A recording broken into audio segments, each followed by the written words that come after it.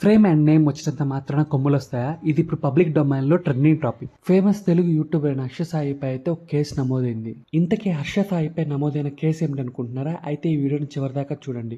ఒక మహిళా నటి హర్ష సాయిపై చేసిన ఫిర్యాదు మేరకు హైదరాబాద్ పోలీసులు అయితే కేసు నమోదు చేశారు. పోలీసుల కథనం మేరకు అయితే హర్ష సాయిపై రేప్ కేసు అయితే నమోదైంది. అవును, మీరు విన్నది నిజమే. బాధితురాల యొక్క కథనం మేరకు తనను పెళ్లి చేసుకుంటానని మోసం చేశాడని, అంతేకాదు తనపై లైంగిక దాడి కూడా చేశాడని, మరియు ఆ సమయంలోనే తీసిన న్యూడ్ ఫొటోస్ మరియు వీడియోస్ తన మాట కానీ వినకపోతే ఇంటర్నెట్లో అప్లోడ్ చేస్తానని బెదిరిస్తున్నాడని కేసు అయితే నమోదు చేసింది. హర్ష సాయి తన ఇన్స్టాగ్రామ్ అకౌంట్లో ఈ రేప్ కేసుపై అయితే స్పందించాడు. ఇదంతా డబ్బు కోసమే తనపై తప్పుడు ఆరోపణలు చేస్తున్నాడని ఇన్స్టాగ్రామ్ లో అయితే పోస్ట్ చేశాడు. మరియు తనపై వచ్చిన ఆరోపణలన్నిటికీ తన అడ్వకేటే సమాధానం ఇస్తాడని చెప్పాడు. ఇదిలా ఉంటే మరోవైపు పరారీలో ఉన్న హర్ష సాయి కోసం పోలీసులు గాలింపు చర్యలు చేపట్టారు. హర్ష సాయితో పాటు తన కుటుంబ సభ్యులు కూడా అజ్ఞాతంలోకి వెళ్ళినట్టు తెలుస్తుంది. అంతేకాదు హర్ష సాయితో పాటు తన ఫ్యామిలీ మెంబర్స్ ఫోన్లు కూడా స్విచ్ ఆఫ్ చేశారు. బాధితురాలి ఫిర్యాదు ప్రకారం Harsha Sai mega cinema copy rights కోసం పట్టుబట్టాడని పేర్కొంది. అసలు దీంట్లో ఎంతవరకు నిజమో అబద్ధమో పోలీస్ ఇన్వెస్టిగేషన్ లో తేలుతుంది.